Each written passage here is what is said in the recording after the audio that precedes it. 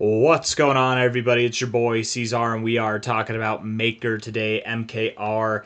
Hit that like button, you guys. Subscribe if you want to see more content like this, and let's get into it, my friends. Here we are at about $1,141.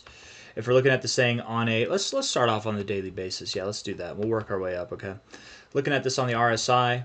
Oops, right there.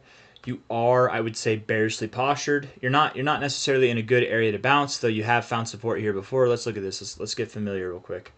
Lows here, finding support there. Found support a little bit above it there. Somewhat of an area of support, to be completely fair. Most of the time, though, whenever you get overbought like this and you go below the 50, most of the time you do see the oversold zone. So I would anticipate you have one last little hoorah to the downside. Nothing crazy, but something that might follow suit with the rest of the markets here. If we're looking at this from a low to a high on the fibs, you're at the golden ratio. Now, if you were to drop lower, the next target area would either be the base of this range or $934 to $860. So from this current price, what would that do? That would promote an overall 24% drop, 25% drop, and maybe if not, something that would be at about 18% drop. You could drop less than that, of course, but I think this is more on par with what I expect from the rest of the market to do over the coming days. So I would expect that you see something around just below $1,000, 934 to just above $850, somewhere at like 860 to 934 is likely where you're going to go. Okay, that's my expectations. Now you could find support here. It is possible. You do have like a triple bottom right here. I mean, it's like a it's not a tweezer bottom. It's like a Wolverine bottom with three prongs there to the downside. If you know what a tweezer bottom is, then I don't know. We'll call this the Wolverine bottom, trademarked Wolverine bottom. That's what it is. I don't know, maybe not. I doubt that we bounce from here, but if we do, if we were to find support here and look to go higher, the area that would confirm that would be about $1,300. If you can close any given day above $1,300, I would start to think that maybe this is a actual thing. Maybe the Wolverine is a real thing, and we are regeneratively, right? I don't know, whatever the word would be, correcting and recovering and moving up to higher prices. If we look at this, let's see. I am expecting that you go lower. We're going to leave that fib on there just to entertain that thought. Let's see, from a high to a low. High to a low here. I don't know, man. That 236 is nice. $1,000, nice psychological support too. If you are to move higher, if you do get above $1,300 on a daily closing basis, not on a wicking basis, but you got to close above there. If you do see that, we can start thinking about prices that are worth multiple thousands of dollars. You likely will see 3,300 to 4,800. What is Maker's market cap right now? I guess I didn't even need to click on it. It actually said it. About $1 billion, about a $1 billion market cap, yeah. Volume is 11.2%. That's good. That's good volume, yeah.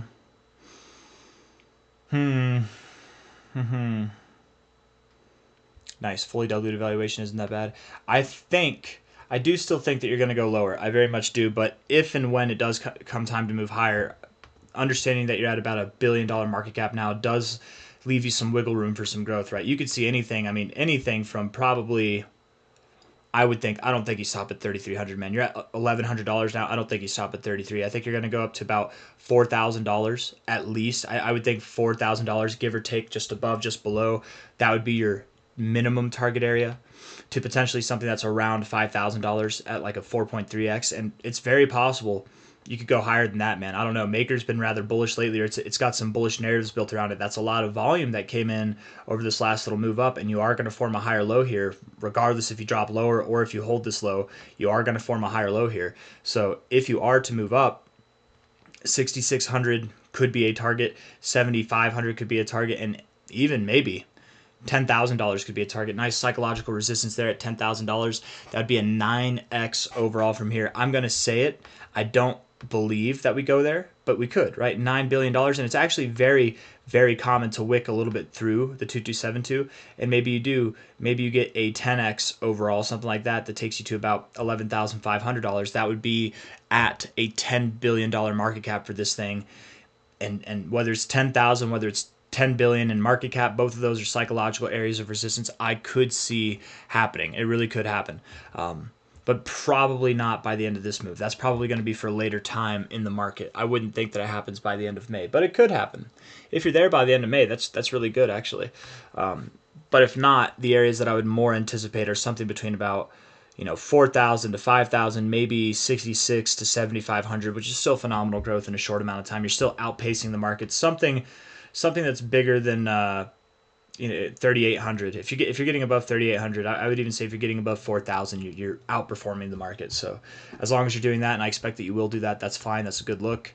And even if you're not, Maker's one of those kind of higher market cap coins at $1 billion. Number 63. There's still a lot of room to grow, but we'll see how it goes.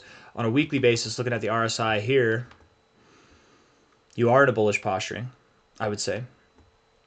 You had bullish divergence here. That could be the result of why you moved up.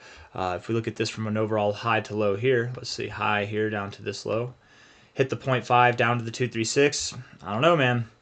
I don't know. If you drop lower, you'd probably go down to this 069 area, which is, again, that's at about 876. That follows suit with the target areas we had before. When it comes time to move up, you probably do find some turbulence here, pull back, and then continue to run. I would expect that you really could find resistance at $4,000. If not, if you don't stop at 4,000, there's definitely, I would say this fib to me opens up the possibility for prices above $6,000 even more. Perhaps if you break above $4,000, you're actually going to see prices that are deeper than 5K. Definitely 6,600 would come on the table. There's I gotta stop using that phrase, man. It would come online. It would definitely come online. 66K would, or 6,600 would come online. Somebody pointed that out to me, and I just, every time I say it now, I can't think. Let's see here. Weekly time frame. Let's see. Looking at this from another perspective, at this low to high here. My brain's all scrambled, man. Golden ratio up to the 382. Hey, that's nice, but then you came back down. That's not so nice. 786, 382. Very volatile. Very, very volatile, yeah. This fib isn't really helping me out, other than it gives me confidence that you don't go below that 786. Okay, it gives me a lot of confidence you don't go below there, but time will tell. We'll see how that goes. What about this one? High to low here.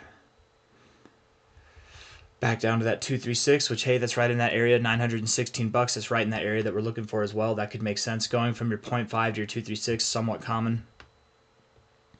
12,700. These are end of cycle targets, by the way, that we're going to go over now. Okay. On the weekly time frame, high to low, $12,700 is a minimum target to achieve if you see new all-time highs, but I don't think that you would stop there. I would think that you go higher.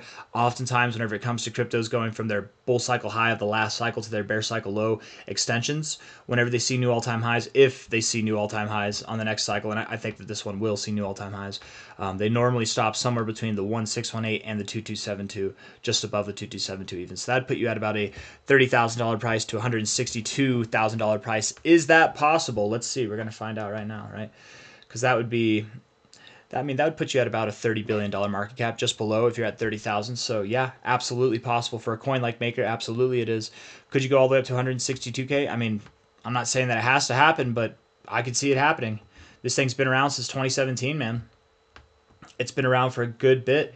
The coins that hit $100 billion market caps and above, they are Ethereum, XRP, or coins that have been around for multiple cycles at the very least, right? You don't see coins hit $100 billion in their first cycle. It's normally their second cycle. If not, it'll never happen. You know what I mean? So not saying that this one will never happen, because I believe I would call this its second bull cycle. You had a little taste of it here, don't get me wrong, but not really. Like, this was that final altcoin finale. I wouldn't call that a cycle in itself. It was an altcoin season for sure back here. You pumped up a lot. I remember this thing when it came out. A lot of people were hyped on it. A lot of people were hyped on a lot of projects back then, right? But this thing, I could see, all I'm trying to get to is I could see it going to 162K, maybe even a little bit above there. 200K could happen. It's very common with the 2272 to go just above that area. So 200K could be a possibility. 150x, that puts you at 150, 152 billion dollar market cap, something in that range. That's high. That's not given. That's not promised, and I'm not counting on that to happen, but I do accept it as a possibility. Again, I'm not saying I accept it as a possibility to get clicks or likes. If I wanted to do that, you guys, I'd be like, we're going to go to 777K. That's right there at the 2886, 777. It's perfect. You're going to see a 680 something X. No, that's that's not the point. I'm just talking about what I genuinely see as a possibility. What I would genuinely consider as a reality, what will happen, is something that is around $31,000 to $81,000 is what I would expect.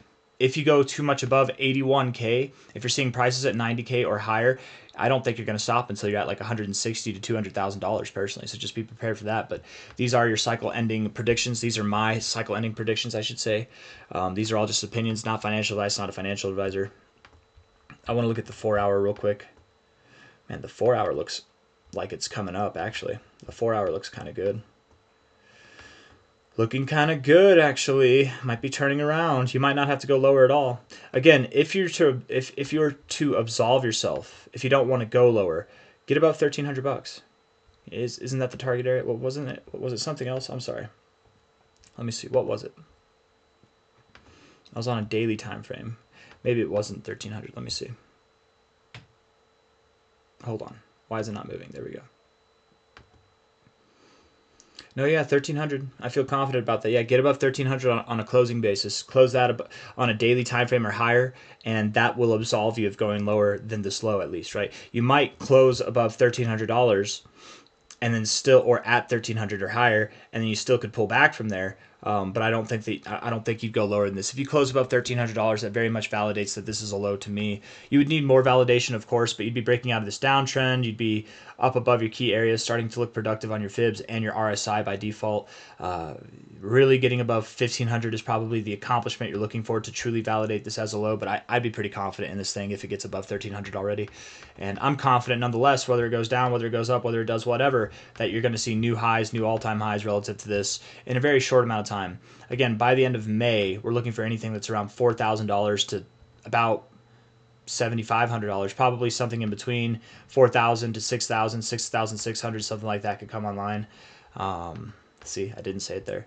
If we're looking at the 1 hour time frame here, building volume, but going nowhere. You're going nowhere. Where are you going? Nowhere.